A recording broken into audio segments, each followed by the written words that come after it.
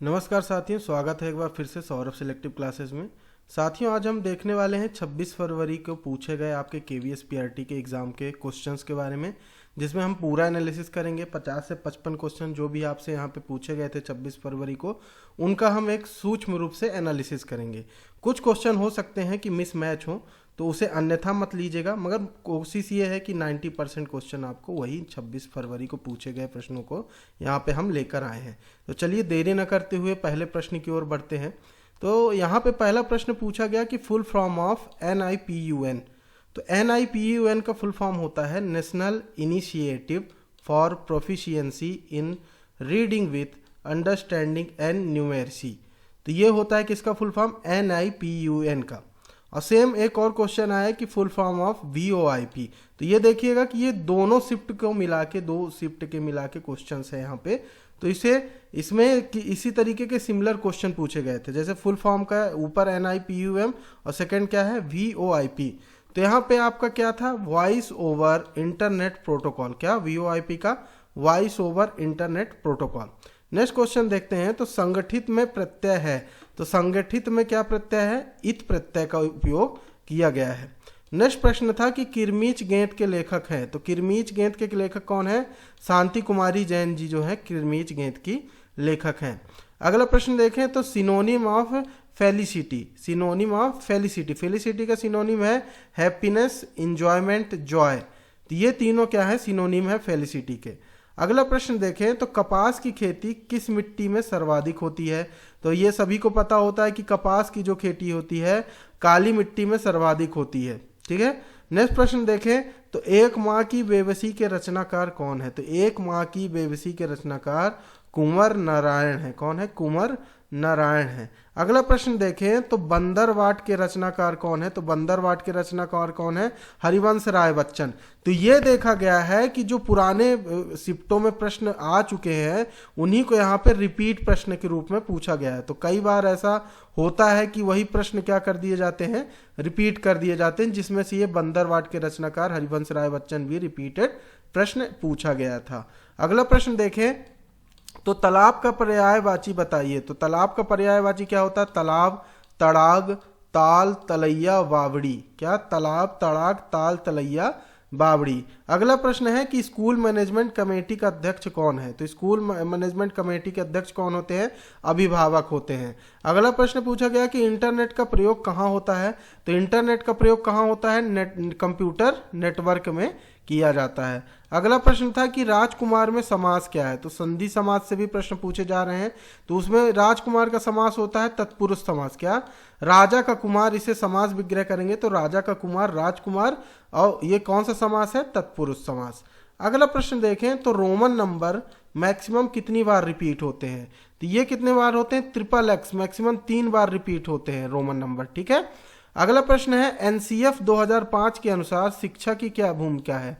तो NCF 2005 के अनुसार क्या भूमिका है? सुविधादाता होनी चाहिए शिक्षा। अगला प्रश्न है नायक पूजा की भावना किसमें होती है? तो नायक पूजा की भावना किसमें होती है? किशोरावस्था के अंतर्गत आती है। अगला प्रश्न पूछा गया कि सिनोनिम ऑफ स्लथ। क्या?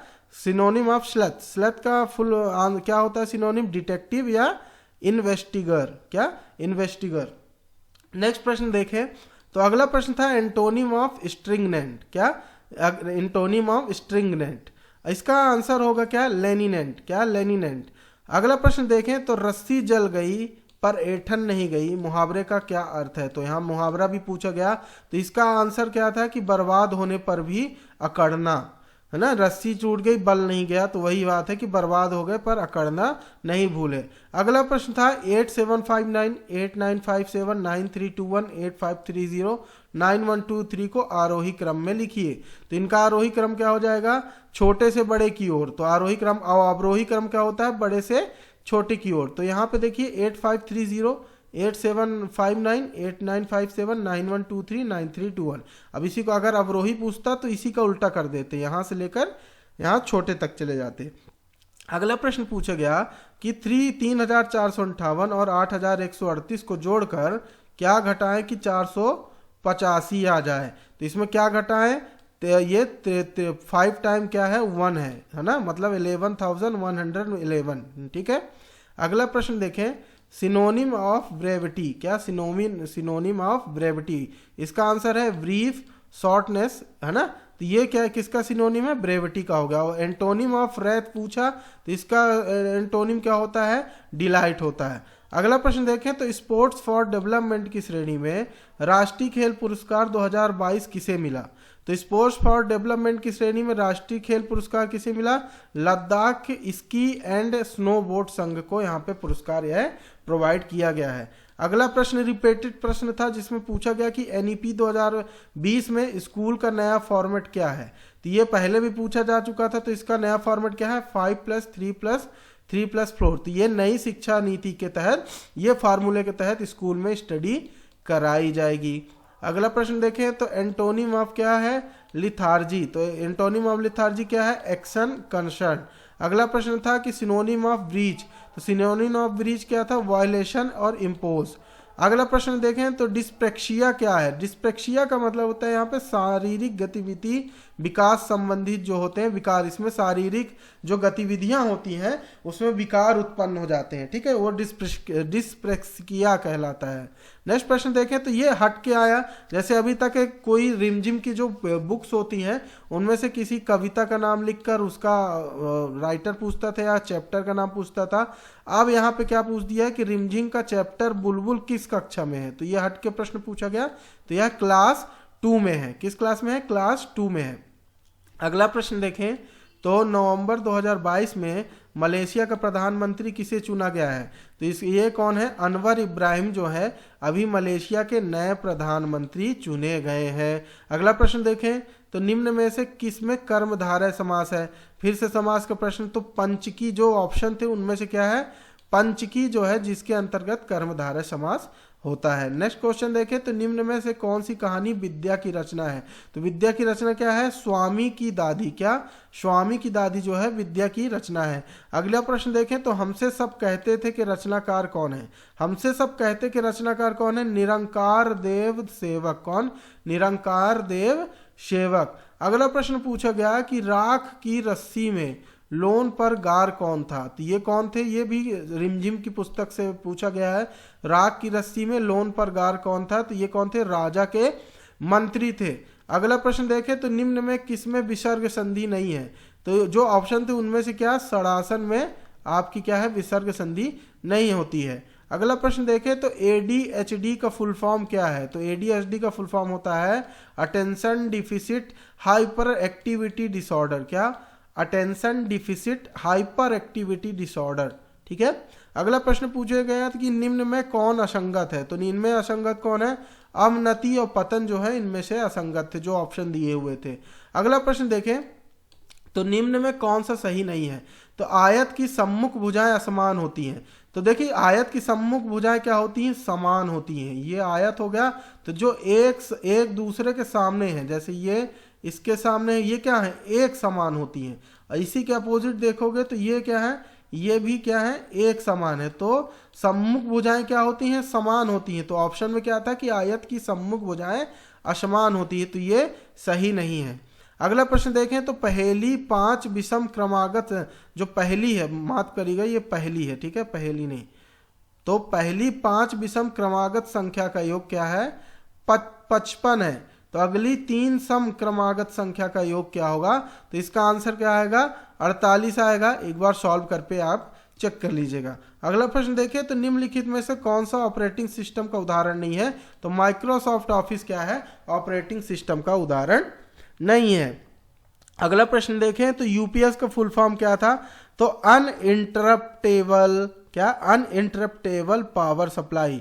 यूपीएस का काम कब होता है, जैसे यूपीएस आपने अपने डेस्कटॉप पे लगा कर रखा है, लाइट गोल हो जाती है तो एक तरीके से ये पावर की, इसमें बैटरी होती है, ये पावर सप्लाई करता है आपके सिस्टम को, आपके पीसी को ये पावर सप्लाई करता है। तो अनइंटरप्टेबल मतलब आपको इंटरप्ट ना हो किसी काम के बीच में, तो अनइंटरप्टेबल पावर सप्लाई। अगला प्रश्न देखें तो राउटर क्या है। तो यह एक नेटवर्किंग डिवाइस है। कैसे नेटवर्किंग, राउटर के थ्रू ही आप इंटरनेट का यूज करते हैं। जैसे वाईफाई राउटर आप लगा रहे हो घर में, तो जो आपकी केबल आएगी इसी राउटर में लगेगी और इसी के थ्रू आप वाईफाई का यूज आगे अपने सिस्टम पे करते हैं।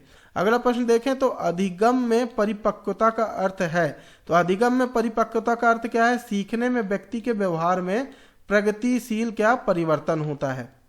अगला प्रश्न देखें, नौसेना दिवस कब मनाया जाता है? तो नौसेना दिवस कब मनाया जाता है?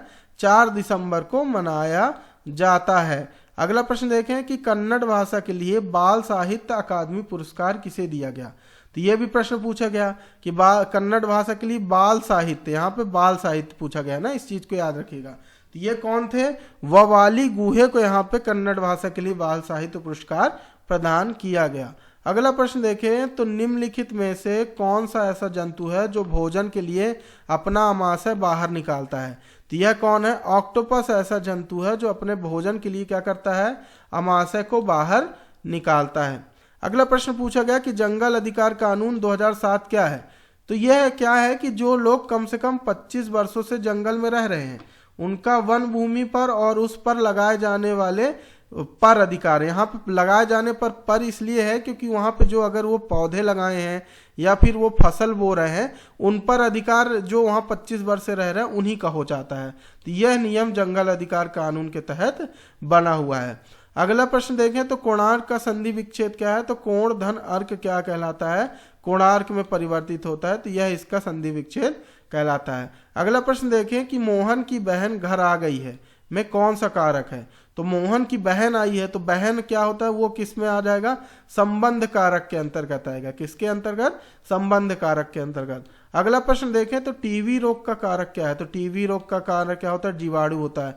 जीवाणु से ही डिप्थीरिया वगैरह भी होते हैं, तो इस चीज को भी आपको याद रखना है। अगला प्रश्न देखें कि किस जानवर के दांत हमेशा बढ़ते रहते हैं? तो वह गिलहरी है। गिलहरी ऐसे जानवर है जिसके दांत हमेशा क्या है? बढ़ते रहते हैं। अगला प्रश्न पूछा गया कि कुड़ुक क्या है? तो कुड़ुक क्या है? एक भाषा है। क्या है? एक भाषा है। अगला प्रश्न देखें, अगला प्रश्न है पूछा गया कि उत्तम का विलोम क्या है? तो उत्तम का विलोम होता है अधम। और अगला प्रश्न देखें तो परावलंबी का विलोम क्या है? तो परावलंबी का विलोम क्या है? स्वावलंबी। ठीक है। अगला प्रश्न देखें तो कोकिला का पर्यायवाची क्या होता है? तो कोकिला क्या कहलाती है? कोयल कहलाती है। तो इसका पर्यायवाची भी क्या होगा? कोयल होगा। ठीक है। अगला प्रश्न देखें कि विष्णु चिंचलालकर किससे लिए प्रसिद्ध हैं? तो यह किस लिए प्रसिद्ध है? चित्रकारी से लिए प्रसिद्ध हैं। तो ये रहे आज के कुछ प्रश्न महत्वपूर्ण जो 26 फरवरी को आपको एग्जाम में पूछे गए केवीएस पीआरटी से।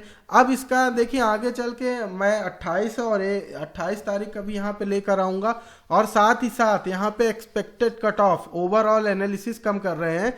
तो अगर आप में से कोई भी व्यक्ति यहाँ पे अगर एग्जाम जो हमारा वीडियो देख रहे हैं, अगर आपने एग्जाम दिया, आपके कितने मार्क्स आए हैं हमें कमेंट बॉक्स पर बता सकते हैं, जिससे एक ओवरऑल हम एक सर्वे कर एक एक्सपेक्टेड कट ऑफ बता सकें कि इतने परसेंटाइल आपका एग्जाम से लिया जा रहा है, तो उस हिसाब से कितना कट ऑफ जा सकता है। तो हम आपसे रिक्वेस्ट करेंगे कि कमेंट करिए, और इस तरह के अगर वीडियो चाहते हैं तो आप हमारे चैनल के साथ जुड़ सकते हैं। हमारे चैनल को सब्सक्राइब करिए। हम इस तरह की अपडेट लाते रहते हैं अपने चैनल पर। जल्द ही हम अपने चैनल पर नए वीडियो के साथ मिलते हैं। तब तक के लिए जय हिंद, जय भारत।